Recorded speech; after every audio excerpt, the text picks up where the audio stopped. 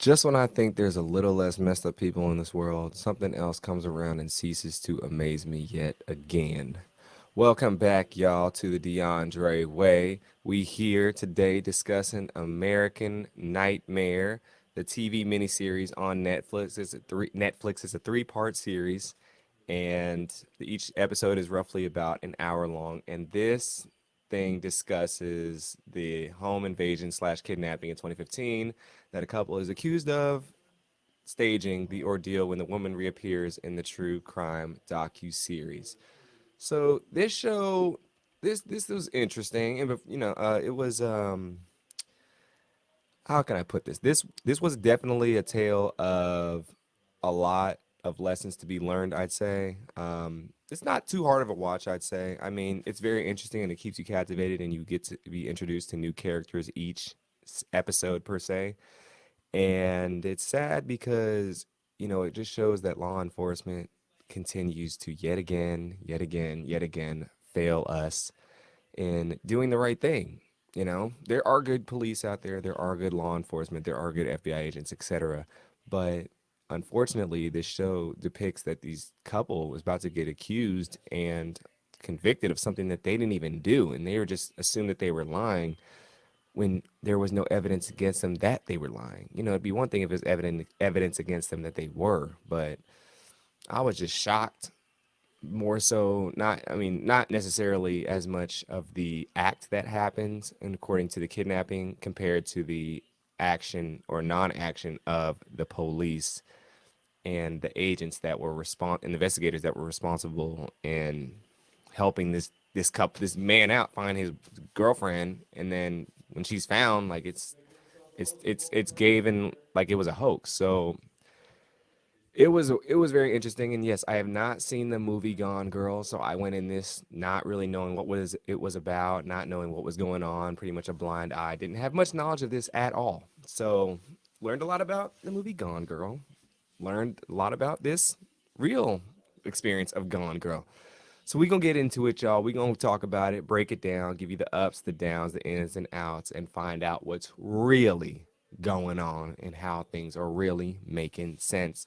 Before we get into it, make sure to subscribe to the DeAndre Way. I appreciate y'all joining with me. We got definitely some good stuff coming through ahead and some exciting things that you'll see soon along with the vlog and whatnot. But definitely subscribe and make sure y'all join the Patreon, y'all. We got some new things added in there, like some fellow Squid Game people making some appearances. You can see what they've been up to and whatnot, and more stuff that's going on with me and progress updates. But we gonna get into it, y'all. So, the American Nightmare starts out with a couple on a beach hugging and having the time of their life. They look like they're on Disney vacation and whatnot. And, it's good times. But then we get a flashback to March 23rd, 2015, and this guy calls the police and says his girlfriend got kidnapped last night to the police. Crazy.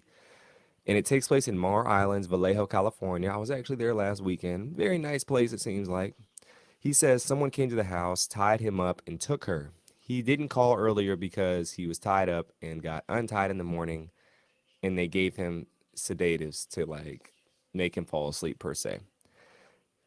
That's crazy. I mean, I want to know how this dude came in the house without y'all knowing about that. That's interesting. I mean, you got to have an alarm system. I grew up in an alarm system, so nobody was busting in and out. I mean, my mother, she was definitely high on that and bringing that in the house all the time. I was like, why would you have it? But I guess situations like this, you kind of need it. I never knew anybody that had their house broken into by strangers and anything like this at all. So lock your keys or lock your doors in your house, y'all, and make sure people don't know how to sneak in there.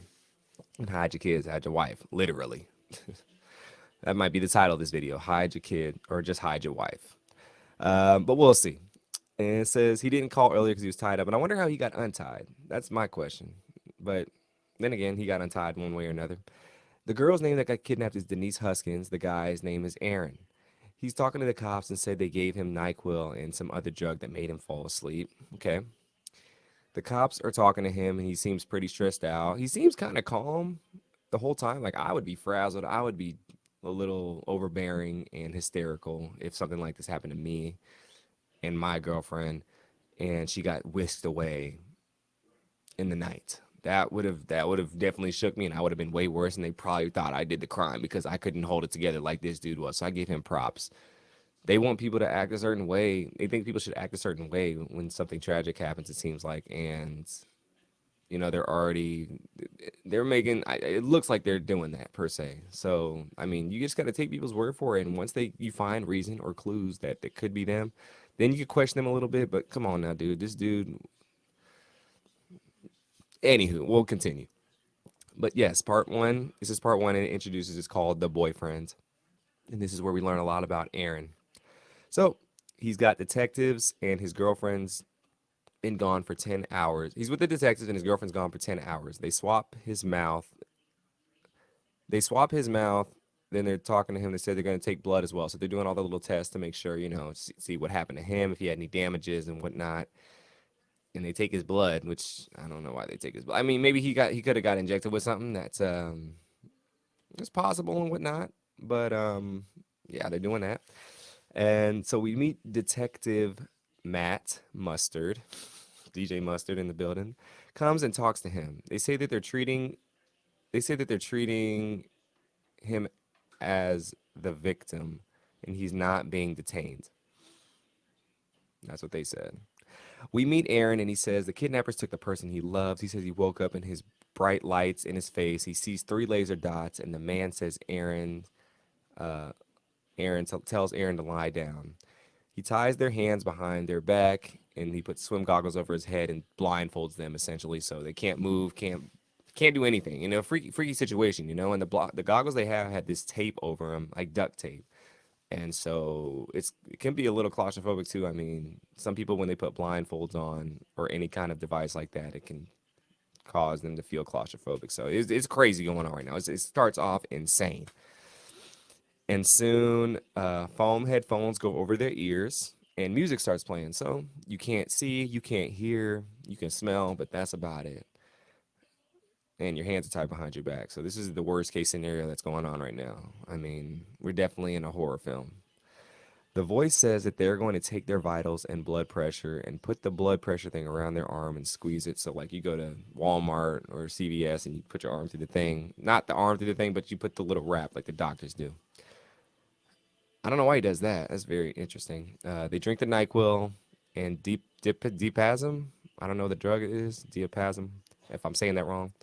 The kidnapper soon says that this is a problem, and this was meant for Aaron's ex fiance, Andrea. What?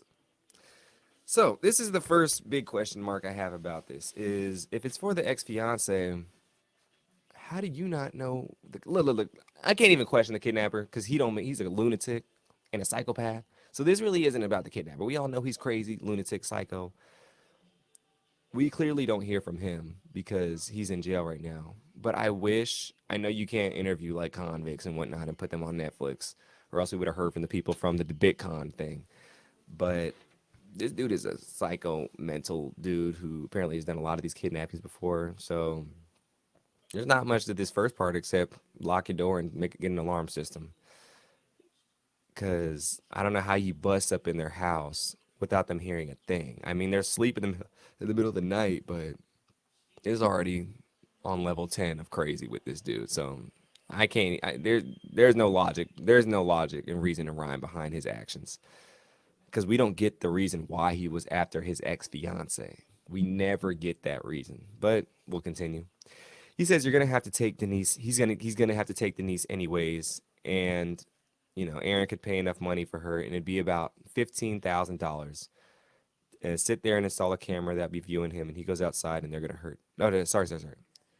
He says you're gonna take Denise anyways because he could pay enough money for her, and it would be about $15,000 to sit there and install a camera that would be viewing him. If he goes outside, they're gonna hurt Denise. So this is what the kidnapper told Aaron in the house, and he said the money that he needed, and if Aaron did anything, then he gonna take that action on Denise. And the kidnapper took his car too, and I'm like, not the whip, insanity. And then the car drives off, and Aaron falls asleep because of the NyQuil and the drugs. And then we move to Huntington Beach, California, 400 miles south of Vallejo. That's where the kidnapper takes Denise. So he has a plan. This dude is about that action. So I mean, look, the start of this thing, it's making sense. The thing about these documentaries, I want them to just make sense. And so far, everything is making concise sense, except obviously the kidnapper's part because he's a psychopath. We haven't gotten to the beef and bread of it yet, or beef and bread, the meat and potatoes of it. But so far I'm liking this documentary from the beginning. It's interesting, it's captivating, it's keeping my attention. This is an American nightmare because us all at home, that's the biggest fear of anyone, is to be kidnapped and they're not safe in their own home because that's your sanctuary, that's your safe haven, that's where you go to release and unwind. And if you can't feel safe in your own home, then where are you going to feel safe at? So definitely, I think this is a common fear among a lot of Americans who aren't able to have an alarm system in their house and aren't able to live in a decent place that has that protection. Kidnapping is a big thing. Like that's like the worst thing that could possibly happen in your home, though, outside of getting killed in your own home. But all your sense of privacy is gone, and I don't know how these. If I was them and these people, I don't know, what they did to be able to sleep well after this is all over with. But I know I wouldn't be able to sleep well in my home ever again if something like that happened, just because it could always happen again, and you're never at peace with that unless you have like the most high tech alarm system. You got lasers outside the house, you got dogs, you got a moat, the whole nine. So definitely, I feel for these people off the rip. It's tough, and they're not on easy mode.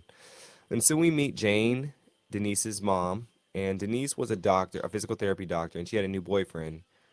She said Denise had a new boyfriend, and her mom can't believe what happened because Denise didn't do nothing wrong. She was a beautiful girl. She had a nice job. The boyfriend was nice. She didn't know what time it was. Denise's dad said her boyfriends are always in good character, and he's just as confused. So very tough on the parents as well. We meet Devin, Denise's brother, and he says, growing up, he's always a protector, and he said his level of suspicion raised if this guy Aaron had anything to do with it.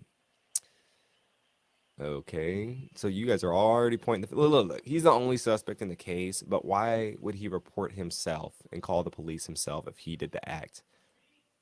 Ask your question. Ask yourself that question. If he did it, do you think he would call the police and try and cover his tracks and make it seem like he was the victim, but then kill Denise? I mean, look, that would be some mastermind Doctor Evil type shit right there. But come on, y'all. Like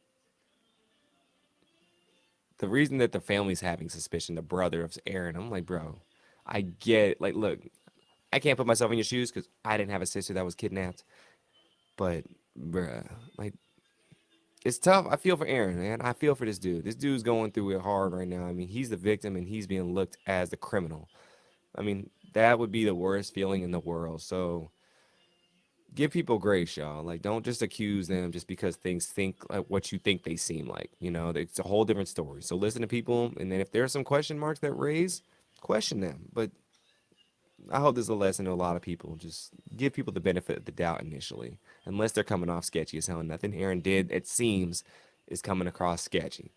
I mean, there's evidence. Everything he's saying is true too. So I don't know. But soon we meet Henry Lee. He's a crime reporter from the San Francisco Chronicle, and he covers the worst cases in the town. So we find out Denise is 29 years old. He says it's bizarre because the area is a really nice place you can raise a family, and it's rare to have a kidnapping at all. He said it seems like she seems like an all-American girl, blonde, attractive, physical therapist, nothing suspicious. Yeah, too good to be true. They're getting suspicious because Aaron didn't report it for several hours. But he already said he was tied up, coach. And he gave the reason why because he was on the NyQuil and fell asleep. So why would that be a suspicion sign? Okay. And so unfortunately, suspicion falls upon Aaron, and Aaron says he finally woke up from the sedative. 6 hours passed since Denise was taken away, and there's red tape marking where he needs to be, and there's a camera looking at him. So these dudes set the camera up, like, look, this is where you can go, this is where you can't go. You move out of here, it's wraps. So when he wakes up, he's thinking, like, man, if I make a move, they might hurt my girl, so I can't do nothing, and I gotta chill here. And he's telling the cops and the investigators this too. Obviously it's there when they go there, so it's like all this questioning and like he is the criminal. I get that's their job, but come on, coach. Come on now. He says he can't call 911 because they're watching him. Very, very scary as well. The last thing you want is her killed and hurt. So I understand, and I don't know what I would do in this situation. I mean, you already can't trust the police. I mean, my brothers and sisters, look, he's a white dude, so it's like maybe he has more trust in the police. Me, I don't know, coach. I call the police, they definitely gonna incriminate me. So, I don't know. This would be, I don't know. I truly don't know if I had to be in the situation. Maybe I'll call somebody else to call the police or get some or text my friend or call somebody to come home. I don't know if they took his cell phone and whatnot, or he had his cell phone. He had I don't know if they used a landline per se, but I would just text and not call nobody. I'm like, hey, this is what's going on, and I'm serious. Text a good friend, and they'll do it, not me. So I don't do nothing to hurt Denise. That's what I would do. So he says he gets an email. So soon the detective says he gets an email from the kidnappers. They want 15. No, not the. Aaron gets an email from the kidnappers saying they want $15,000 ransom paid in cash, and he said he only could cash advance $3,500, and he sends that to the kidnappers, but didn't hear anything back from them. So he sent them the cash and nothing. So I'd be pissed as hell. I mean, $3,500. Come on now, that's my rent money, coach. Y'all can't be doing that. What will happen to the deal? But you dealing with people who are kidnappers and criminals. So I don't even know why. I get why he sent them the money. He was doing anything to get it back, but damn, he just lost the bag. That's tough, man. That's tough. But he sends that, yeah, and he eventually decides to call the police because he knows he can't trust the kidnappers. Was a was a tough decision, but he didn't really have any other options. Had no other options. We soon meet Aaron because if he doesn't call the police, then they're really gonna be suspicious. Like, why didn't you call us before? Like, you're really gonna believe these kidnappers and not trust us? So they would have flipped this on him anyway. So he was a lose lose situation. If especially if the police was they weren't gonna believe him. Terrible. We soon meet Aaron's parents and they talk about his upbringing. He was a very nice kid, easy to get along with, captain of the football team. He had plenty of girlfriends growing up, never committed any crimes, didn't do drugs, worked at the flagship hospital as a physical therapist, was the all American nice guy. Seems like a nice guy. And soon Andrea, Aaron's ex fiance, comes to the detective's office for questioning. So, she's trying to see what's up because he's like, look, I had an ex fiance. She worked with my new girlfriend. There was a little love triangle going on. She might be a suspect in the case. Girls sometimes get petty and jealous. I don't think they be going far as to kidnap somebody, but you never know. I don't know the depths of their relationship to that extent and if it was that deep to where, she had it coming. But that's what happens. She gets questioned. And soon Andrea says they broke up on bad terms. So that when I heard that, I was like, oh, Andrea did it. That's leading me to her. Like, oh snap, she's the undercover criminal right now, the smooth criminal Michael Jackson settings. And Aaron says they broke up because she cheated on him and it wrecked him. So when he says she cheated on him, why would she want to get revenge on him for his girlfriend, his new girlfriend? Is she like, oh, since I cheated on you, but you can't date anyone else? Some people are like that. Like they'll break up with you, and they see you with somebody else, and then they get jealous because they thought you were gonna be miserable and lonely and not with anybody else. I'm not saying that's what she was thinking, but some people get like that, and some people are crazy as hell, and they can do some crazy shit. That's what I was thinking. That's the direction my brain's going. And apparently, Aaron, yes, I said Aaron, Andrea, and Denise all worked at the same hospital and the same rehab center. Awkward. Guess they not all going back to work together. Andrea says Aaron would be open to the idea of getting back with her. Aaron says Denise found text messages from Aaron texting Andrea. I was like, oh snap. It's getting juicy. This turned into People magazine real quick. This turned into Young and the Restless quickly. And I was just like, oh snap. Aaron, what's popping, man? You shouldn't have told the detectives all these things. I mean, it turned into a soap just like that. But Aaron says he truly loved Denise. He was over the other girl since she cheated on him. He ain't got nothing to do with her. He's like, "You out of here, coach. I might still." The thing is, you gonna text you. You won't always have those feelings for an ex lover. It's always gonna be there. So we all want the well being. We don't. Most people don't want to completely be out the lives just to know what's going on because those are true feelings.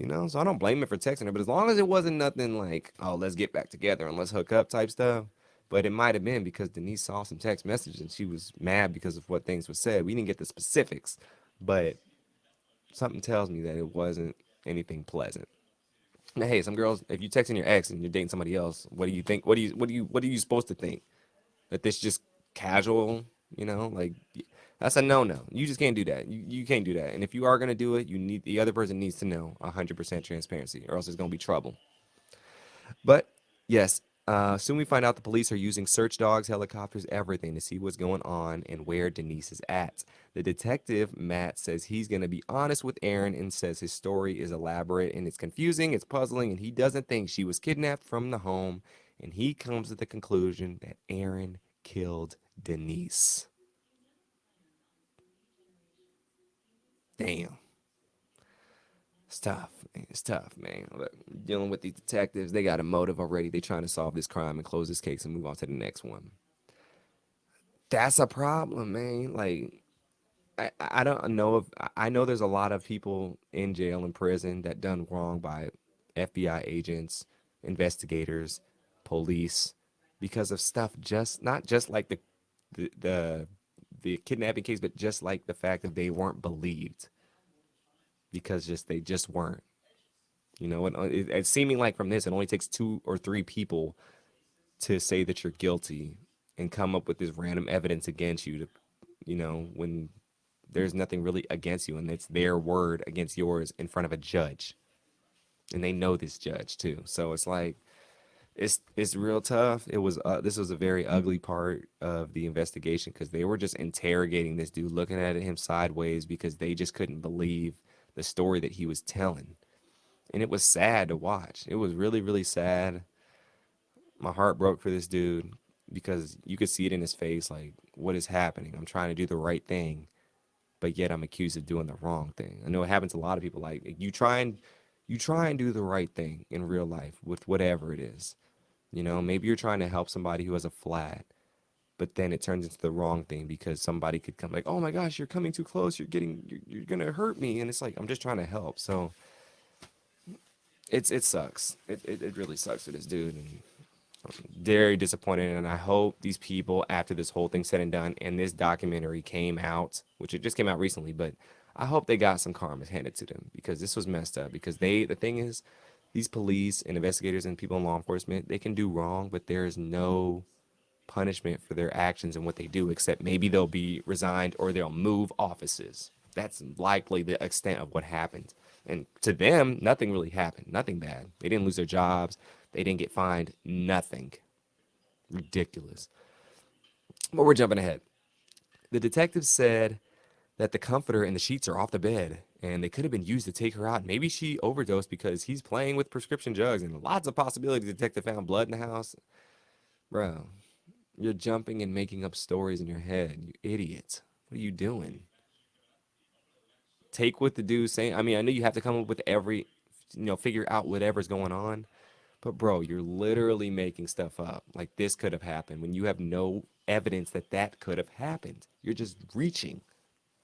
Everyone be reaching, man. Everyone. Stop reaching and keep your hands in your pockets. Now, look, on the other side of things, I will say that is his job to reach and look for clues and just come up with ideas. But you have a victim, you have somebody telling you what's up. Everything in the story is matching up. As far as we're concerned from the general audience, I don't know if there was some things left out per se, but yeah, it was definitely settings that I wasn't, expecting that the cops was gonna turn on this dude so quickly. And apologies, y'all. I don't know what's going on with this. Again, I need new Wi-Fi. I might need to move everything around because it keeps doing that, and I'm tired of it. But we continue. The detective is concerned that there was no kidnappers that came in and took ransom. He says Aaron did what he did, and the reason it took a long time to call the cops is because he was stressing about what to do and where to hide the body and all these other things. And I'm just like, dang. So look, the investigator's making me think Aaron did it. I'm just like, dang, he's doing a good job in trying to, make this dude seem like the criminal in the whole situation. I was shook. I was like, dang, this dude really flipped the script and the pancake on his head. I mean, that's probably what he's done in the past with some people, and some people I hope after this case, they looked up every case that these investigators did and traced them back and did another search on them to make sure that it wasn't ill-informed and just rushed like this one per se, or done wrongly. So maybe there might be other people that they sent to jail wrongfully. I wouldn't be shocked after hearing this. But yes, Aaron eventually took a lie detector test that was conducted by the FBI, and they said the test came back inconclusive, and the FBI agent is convinced that Aaron killed her, and she's going to ruin his family's life, and he's going to ruin his family's life as well. But then, as soon as Aaron says he needs a lawyer to find her and facilitate something because he did not do this crime, he's like, "Hold up, y'all. I need my lawyer. Stop playing with me. Y'all go to the cops or anything like that. They trying to incriminate you. All you say is, I need a lawyer, or I'm going to call my lawyer." And then they can't question you ever. Well, they can't question you no more. They have to let you do that. So this dude knew what time it was, and he's like, "Nah, not today. Y'all not about to get me like that. Don't even try it." So kudos to Aaron for sticking up for himself. We soon meet Dan Russo, a defense attorney. He's been one since 1978, and Aaron's spiraling in the pressing room right now. He's freaking out because the detective's about to try and convince, or you know, they're convincing each other that he's the problem and he's the criminal and he's going to jail. And the lawyer eventually goes down there and sees Aaron in his fragile state and takes it from there. We meet Amy Morton, Dan's partner. Aaron says when he made the decision to call the police, he thought there's going to be a manhunt. And he thought, they're going to help me do this, but he just got turned on, and it was sad to watch. It was very sad to watch. I mean, I can't get over how sad that was to watch. Aaron says he's not a violent person and he doesn't have a record. His brother-in-law is in law enforcement, and can't be called a murder over and over again. His brother is a police officer, and he called the police, and they really think he's capping? Crazy, y'all. Crazy. Aaron and Denise's relationship was a little rocky because of some disputes Aaron and her had. So even he considered going to therapy. They considered going to therapy because of it. Like we said, we don't get too a deep dive into their specific problems in their relationship. We just know that they had problems. There was a love triangle, and some texts were being sent. But they don't dive further into that. And look, that's their personal business. We ain't trying. This is not Jerry Springer or Maury Povich, but it looks like it's some petty stuff off the get go, like, oh, ex girlfriend was mad, or wife was mad. Something happened, but it's way deeper than that. And so eventually 28 hours pass and we still can't find Denise. So Denise's dad goes on the news and sends basically a cry for help and sending her good vibes and well wishes and tells her he loves her and tells her to fight. And soon after that, the detective gets an email titled Denise Hoskins, and it has an audio file, and the audio file opens up and says, "Hi, my name is Denise Huskins, sorry, and I'm kidnapped. Otherwise, I'm fine." She says this in a very calm tone. It's a little eerie. And, she says she's calm, not nervous. She doesn't seem calm, not nervous, not jittery, and sounds like she's ordering from a menu at McDonald's. And it's crazy settings. This was like a whole twist in the story, which we'll get to. And the detective soon sends it to the Vallejo PD. And all this happens 31 hours after she's kidnapped. She says, and then also there's another voice memo saying her first concert was Blink 182 in the audio clip. And then they talk about the plane crash that happens earlier that day and that 158 people died. And so this isn't like some old, if they like, "Oh, Aaron, she recorded this earlier and you're just using this as a cover up." This was a day or two after she was kidnapped. Hours, 38 hours, I think I said. 31 hours after she was kidnapped, and this is coming out. So we know Aaron's not lying now. This is full proof that he's not lying. So these detectives, right off the get, they should apologize, clear his name, stop going after this dude, and leave him alone and help him. But what do? "Oh, we fucked up. We got to just keep going with it. We can't mess up our reputations. We can't take fault and responsibility for our actions." Trash, garbage, dumpster, embarrassing. But yes, everyone is shocked. And so the FBI get Aaron again and they're asking him a bunch of questions again. Eventually, Denise is found alive in Huntington Beach because there's this camera that shows her walking to her family's house 400 miles south of Vallejo. And so when Denise is found, she's wearing a hoodie. She seems like it seems very eerie with her as well, just like ominous because she's just walking in there like I don't want to say like nothing happened, but I don't know how she's supposed to walk, but maybe ran into the house and she's just very calm again.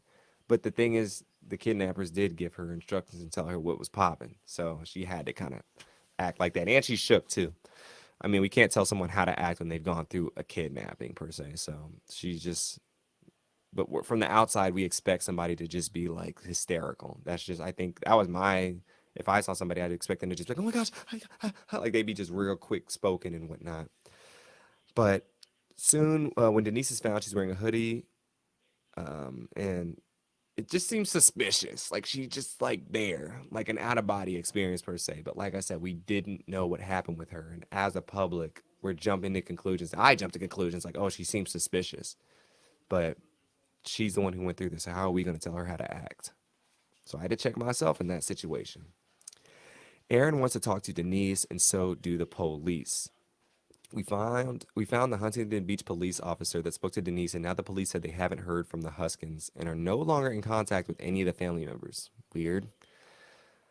And they say that the police say that none of the claims have been substantiated, and Denise is not backing up with Aaron what Aaron is saying. So Denise really isn't talking to the police. She's not giving them anything at this moment when they first find her, and it's very strange. Aaron hasn't been able to talk with her.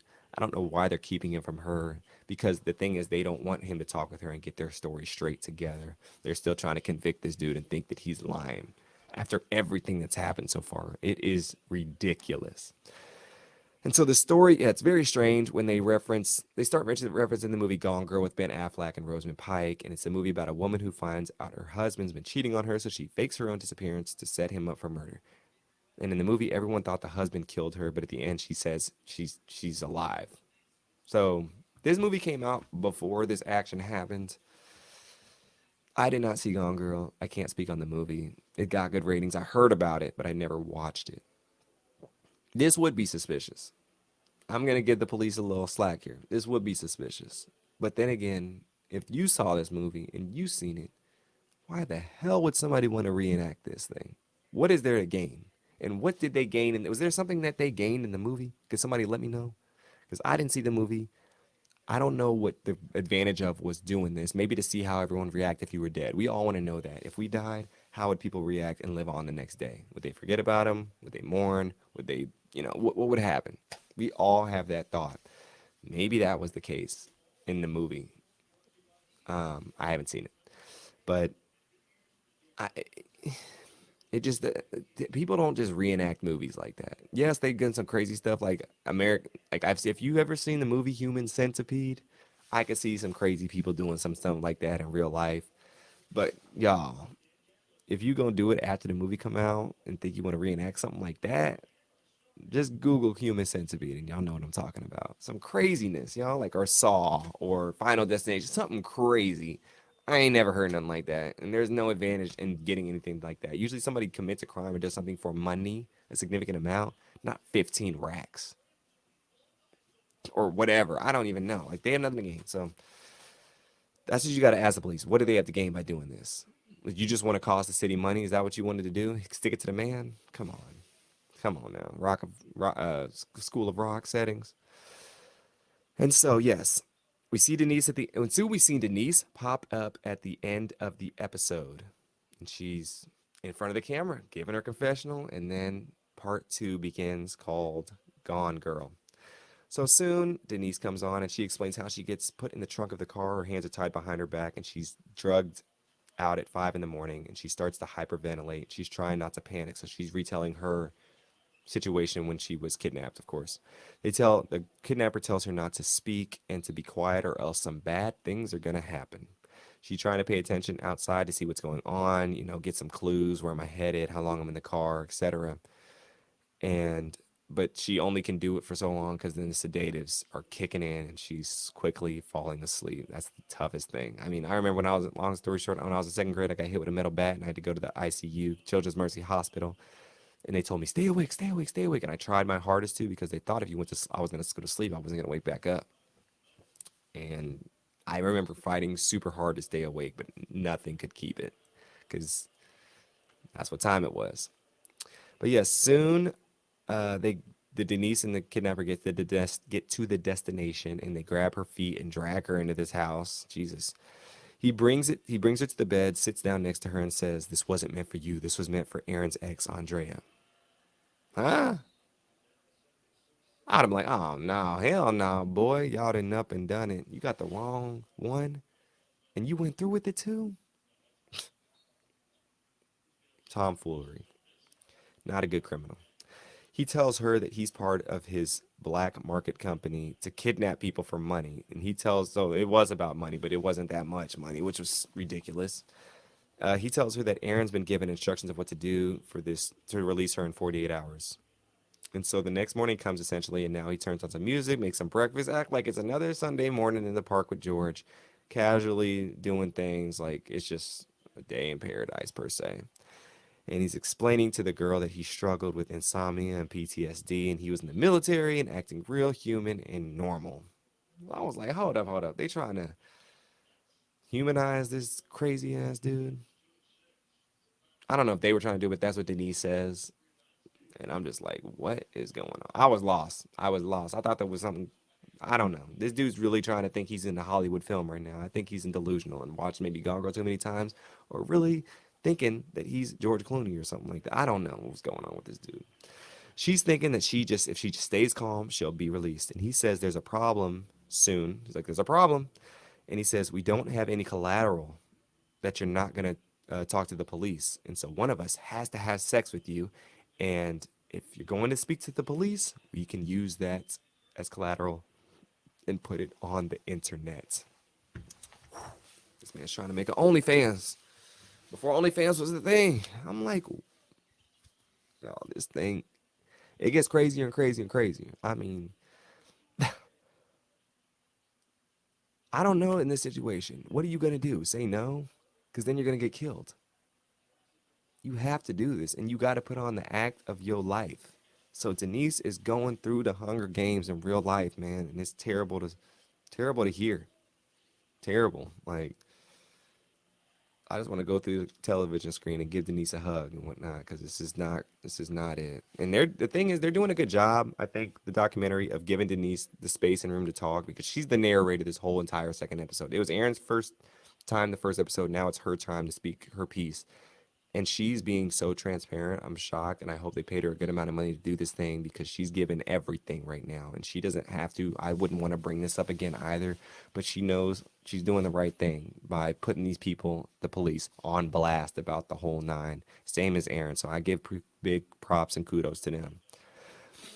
Um, so he said, the kidnapper said, he said it's him that's gonna have to have sex with her, and he's gonna be gentle. She says she stays calm throughout this because she knows if she goes crazy, it's gonna get worse, and basically just has to go with the flow. Unfortunately, when they finish, he takes her to the bathroom, and he says she's allowed to take the goggles off, and he's not in the room with her, and she says it feels like he's conditioning her to make this seem like normal, and he's going to keep her here forever and whatnot. And she feels very detached from this point, especially when she finally moves off the goggles because she had them on forever and half a day. So it's like she's blindfolded this whole time, and it's like she's a little disoriented. That would be insane. I mean, I had eye surgery before, and it was kind of like that, where I had to wear these glasses for 2 days straight. When I took them off, I was like, "Whoa!" Like this is what the world looks like. But since soon she says the windows have been barricaded in the house and the doors have been locked up, and she's thinking of a way to escape and seeing her options. There's nothing really she could use. And the kidnapper didn't tell her that they lost contact with Aaron. And he says his associates are now on their way to give her another dose of the sedatives. They putting this girl through torture, man. This is terrible. And this is an episode of Saw, essentially. You know. I hope the other guys got found. So that's all I got to say about that.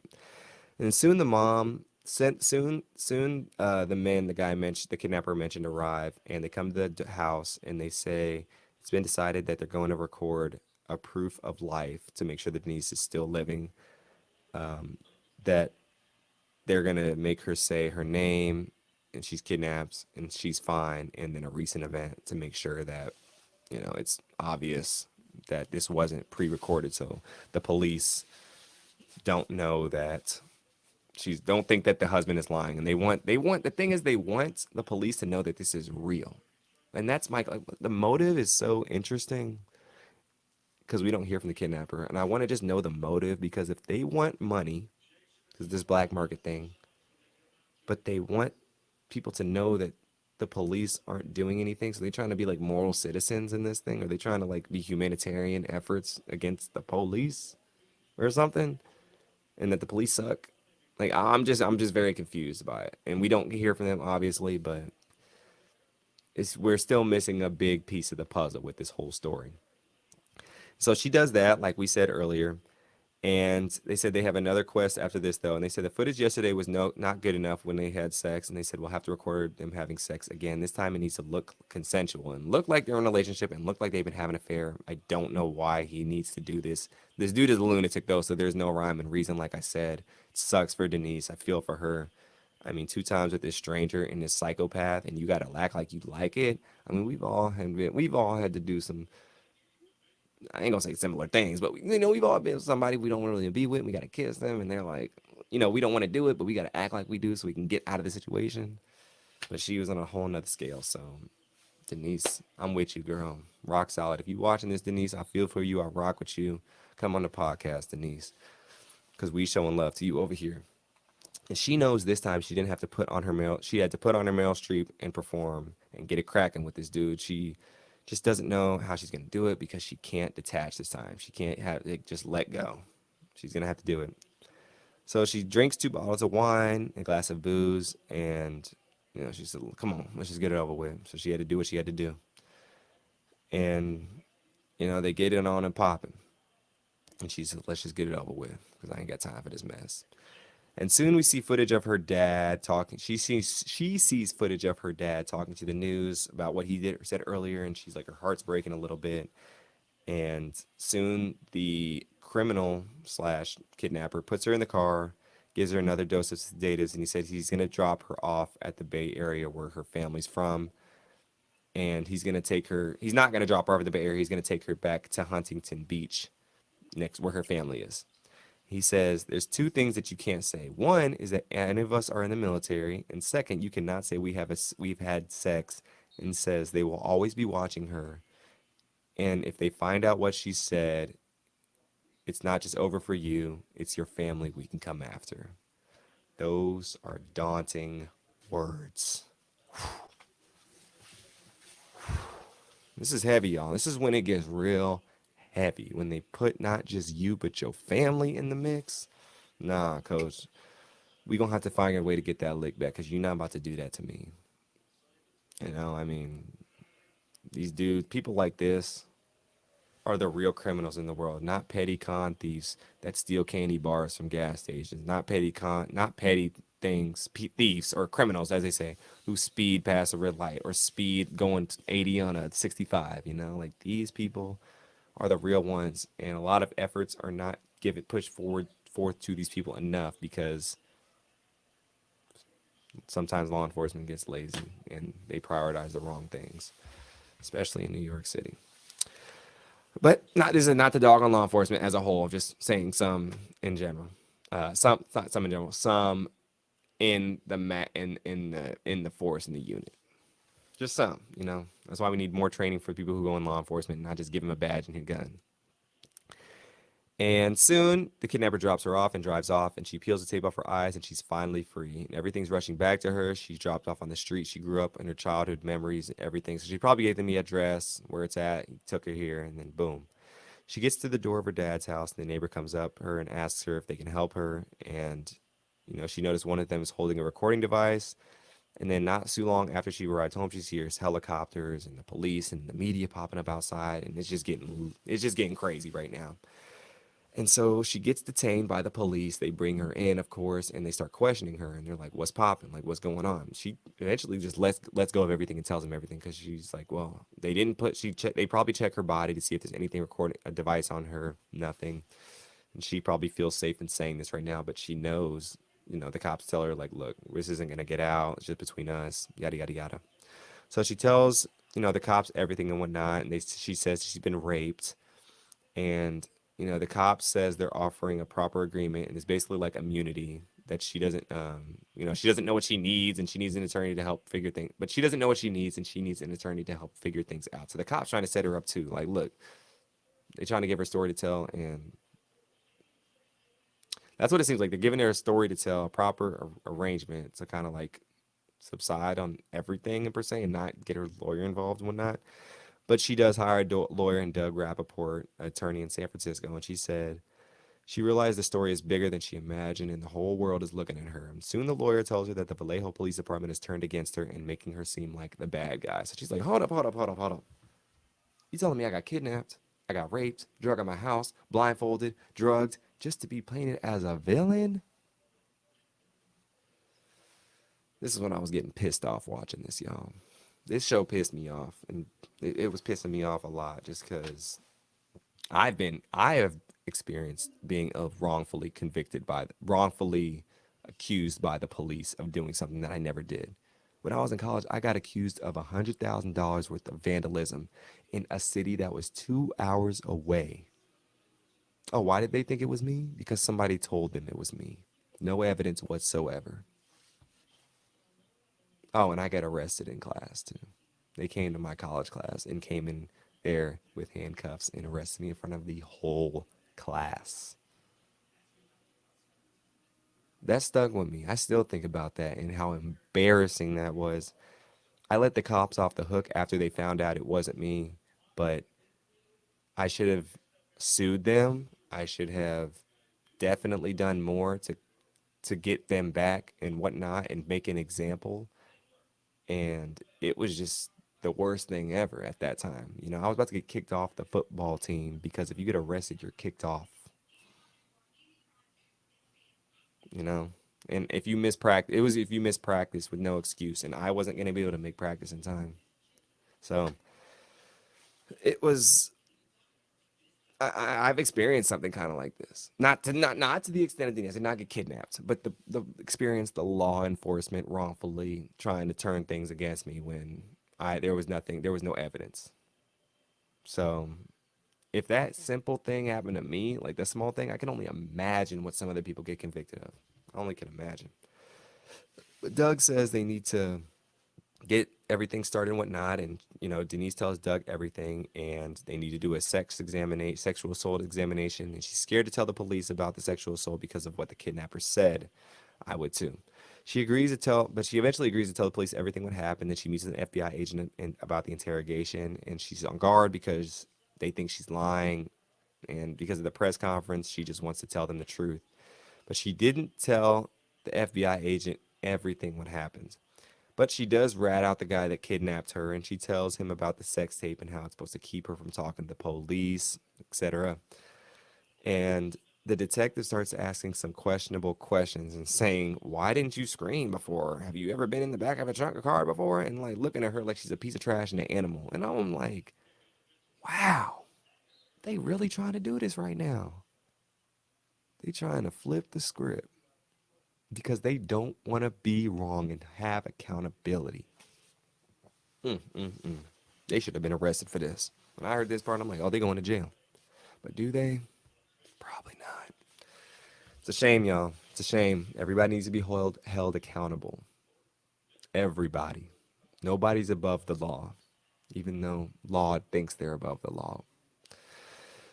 But yes, soon it is told that Denise and Aaron should not talk until interrogations are over because they're trying to match up their stories. Like, oh, you said this, I said that. No, like, y'all, come on now. There's no evidence against them at this point. You guys are reaching so hard. The thing is, I could see how they think it's fabricated, but bruh, like, it wouldn't make sense. Like, what would make sense if you're a criminal? To just pop up 48 hours later, send a tape saying you're alive, and then it's just literally ridiculous. But soon Aaron finds out that Denise has to go to the hospital for a sexual health examination because she got raped. So he had to find this out through someone else, not her. And soon the FBI agent tells her that there is a lot of inconsistencies in her story and asks her if she needs to change anything. She's like, what the hell are you talking about? I told you everything and you still want to listen? SMH. Her lawyer says to the FBI agent, "How could you possibly think she's lying?" And then he says, "Have you seen the movie Gone Girl?" I'm like, y'all referencing music movies now about how to do a real crime. You think that's the criminals are that stupid? I mean, the criminals probably watched the movie and uh, got inspiration maybe from the movie, but these people aren't the criminals. Well, whatever. They don't know that yet. But he said it's called confirmation bias, and that's why he's double checking. Okay. So finally, Denise and Aaron soon meet up for the first time, and she's there very emotional and says she tells Aaron they forced her to have sex, but she didn't want to. She didn't want to, and she's pleading for his forgiveness. And he's like, "Look, Denise, I get it. Like, I love you still." So Aaron's with her 100%.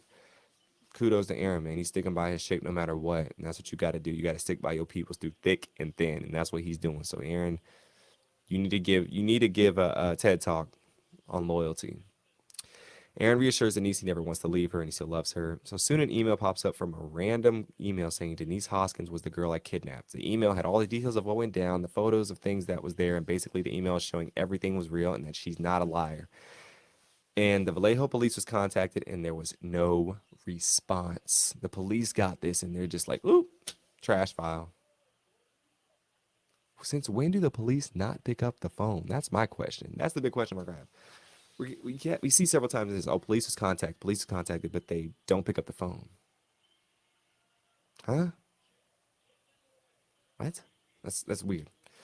That's weird. That's a big whole loophole, and the whole Vallejo Police Department needs to be investigated, and they need to have their own documentary series on how that they're dirty. They're dirty cops. All of them. The whole police. How do you not get in contact with the police? I've never heard of that before. You have to try takes effort to not get in contact with the police. I don't get it. That made no sense. But yes, the email went to the San Francisco Chronicle soon, and soon law enforcement was not take. We found that law enforcement is not taking it seriously. They just had tunnel vision of seeing Denise behind bars and nothing else because they didn't want to be proven wrong. So, soon people are emailing and saying if we don't get an apology from the Vallejo police and 20, the kidnappers are emailing the detective and saying if we don't get an apology from the Vallejo Police Department in 24 hours, then we are going to kidnap someone again and do the same thing we did to Denise. And soon we get to January 5th, 2015, and another phone call pops up and is found out another girl is kidnapped. Wow. I don't get it. I've never in my life heard of someone contacting the police and making these threats and nothing goes down. Is the ego that big? Is the ego that big to where you can't just say like, "Look, we messed up"? A lot of cops are like that. They'll mess up and make a mistake and go through all the way, arrest someone wrongfully, and not apologize because they want to seem like they were doing the right thing. Oh, you can't ask any questions. We're just go through it. Just go through it. I've seen it plenty of times. They're in the wrong. But they're just gonna keep going through it because they. I don't know if becoming a cop makes you lose like humanity to an extent, and so you just think you're above everything and you're right and they're wrong until no questions are allowed to be asked until everything is said and done. Stupidest thing ever. But that's when we move on to the last episode, episode 3. And soon, 10 weeks after Denise Huskins was kidnapped, we go to Dublin, California, 40 miles from Vallejo, where the next kidnapping happens. We hear from Sergeant Chris Shepard, the Dublin PD. He gets to the scene, and there's been a home invasion of robbery.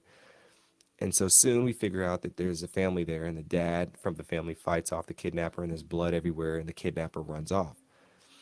And soon the police call the phone number from the phone that so the phone left there's a phone left at the house, and the phone number I don't know how the phone number's left at the house. There's a phone number left at the house, and the police call the phone that is left at the house, the phone number, and the woman answers, and she says it's her son's phone number, and his name is Matthew Miller from Sacramento, California. And we find out he was in the U.S. Marine Corps and in Harvard Law School. So I might have missed this part of how they got the phone number from the house. I think a cell phone was left there maybe, and they were able to open it up and it called his mom or something like that. I don't know. I don't know. Maybe a phone number. I don't know. If he incriminated, it's not like he incriminated himself. He let the phone number because you don't just carry around a piece of paper with your phone number on it and just leave it somewhere. Especially a place you go on to kidnap. So that was a weird part to me. But it's like this dude wanted to get caught. But they soon looked up details of the suspect and also had some bad. He also had some battery incidents against him on his record. And apparently, the intentions of the parents' house was to rape intentions of going into the house that we just mentioned in Dublin was to rape their 20-year-old daughter. That's what it seems like. We didn't really hear. eh, That's just what was said. There was a little loophole in that too, but that's just what we heard. She tells them that, but we find out that he's staying. We staying in his mom's cabin in South Lake Tahoe. So the police find this information out. They get hurry up and go to Lake Tahoe before he has a chance to get out. And so soon we meet Misty. She's a cop, and this is her first detective mission. She's excited about it, and she's like, look, she's fresh out the womb when it comes to being a detective, and she's ready to get on the case and solve some crimes and get her Kim Possible on. And then soon the cops get there. They bust up in the house, looking all over the place. They find Matthew Mueller, and he seems very calm and composed, like nothing's going on. It's another day in the neighborhood, and looks normal, quote unquote, as they arrest him. Of course, they're gonna say this white dude looks normal as they arrest him. They're not saying, "Oh, he's a crazy, deranged person."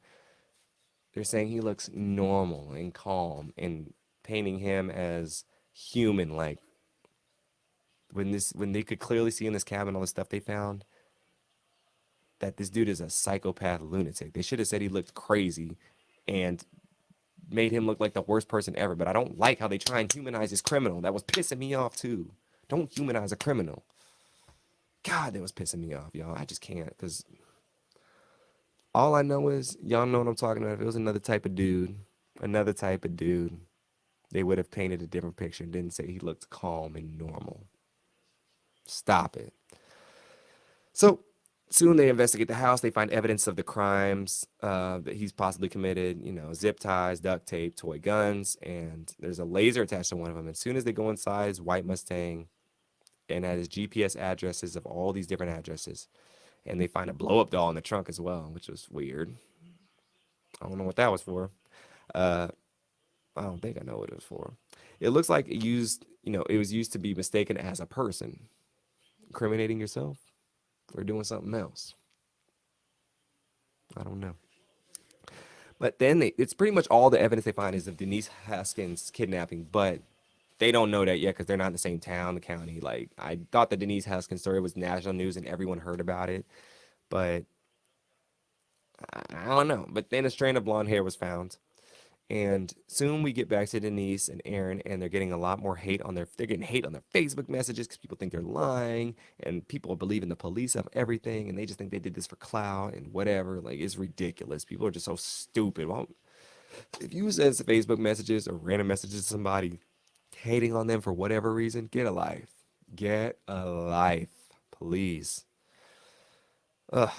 And soon we find out that the lead case agent is David Sesma. And David says case agent on Denise and Aaron's case. And we find out that he used to date Aaron's ex, Andrea, who was the intended target of the whole thing. That's why this case is getting a little fishy.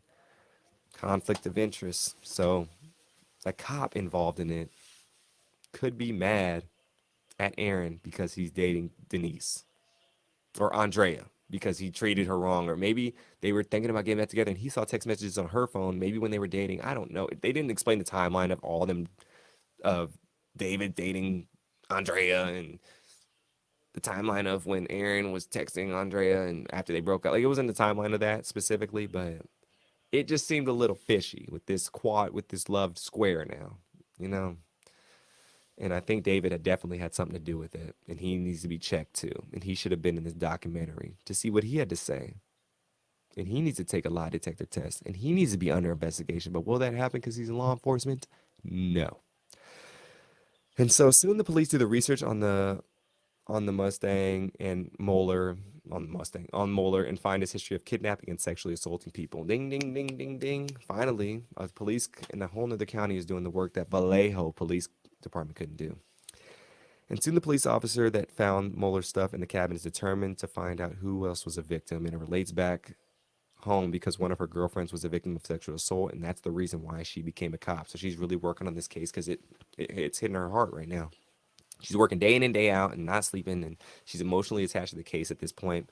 And soon, we meet this other girl, Tracy, and she tells her story of being raped in the middle of the night she tells her story and whatnot. This doesn't really have too much to do with the story per se. It's kind of just giving another instance of her being raped. But soon we see Denise again, and she explains when she was 12, she got sexually assaulted as well. And a couple years later after that, she found out the guy who assaulted her assaulted another girl, and she feels bad because she did not say anything.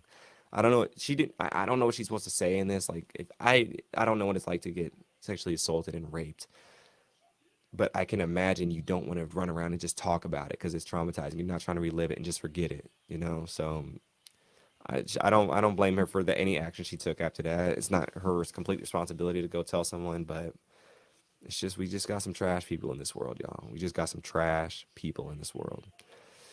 But she entails telling an officer she finds in the parking lot, and the officer eventually talks her out of reporting it. So she does go tell somebody, but the officer's like, "No, just let it go," or like, "Did that really happen?" And she's like, "Maybe," and she's like, "Well, if you don't know 100% it happened, did it really happen?" So she was probably drunk too, maybe, but maybe she wasn't drunk, but I don't know. But the point blank is the officer talks her out of it some way, somehow, and that's sad. It's an omen to come, unfortunately for her when she was younger, and then now she didn't know what to do because she doesn't know what women need to do to be because you're bullied in cases like this.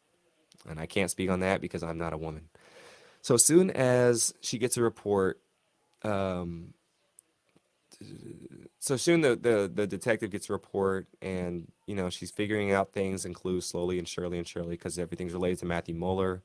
And she looks up and she finds Denise Huskins, and she has blonde hair, and she had the same thing happen to her, and they're connecting the dots right now. And so soon she calls Vallejo PD and they're not picking up still. So it's like, how? I don't get this part of how getting in contact with Vallejo police. Something's fishy about that on every angle. You can't not get a hold of the police. So I don't know if they're getting a hold of the police and they're not getting in contact with the investigator. That might be it. And they say, we're looking on this case, and they know the case is close. So they're like, okay, put them on hold forever. That could probably be it. But I don't think they're just not answering the phone. That just sounds weird. But yes, the officer on the case soon tell the detective soon they says they have a suspect in custody that's similar to what the suspect was involved with in the Denise Huskins case, and she called and said it's a hoax, and we don't call it a hoax, but she says it is anyways, and they have the person in custody, and it's very similar. And the police at the Vallejo say it's a hoax. That's what they say because she finally gets in contact with them, but she's like, nah, like I got the real dude. And the police officer or the Vallejo police office tells the the investigator on the case to send the information over, and that's it. And she was kind of disappointed with the reaction. It's like, that's it? Like, just send it over. And like, no thank you, no anything, no like, let's continue the work, just send it over. And things are finally adding up to the police and the FBI with the goggles and the toy gun and whatnot. And Doug, the attorney, soon gets a call from the U.S. attorney telling him that they might have a break in the case and that they soon figure out what's going on. And Doug soon gets the affidavit and realizes that law enforcement did very little work in figuring out what really went down with the police. Aaron gets the polygraph test back, the real one, saying that the test was completed with unrealized results, and the detectives was basically lied to Aaron, saying that he failed the test. So I messed up earlier. He didn't. It wasn't unrealized results. They said he failed it, which was a lie. So they're lying straight to his face. And if I hear this, I would never call police again with them. Who you gonna trust at that point? You got to call Ghostbusters at that point. I mean, it's just crazy. So it's just sad. Like I'm talking about this is making my heart break all over again. And the affidavit also said that there was no physical evidence of non-consensual sex, which was wrong. So they're saying she didn't get raped. So she's lying. This is making me sick, y'all. This is making me sick.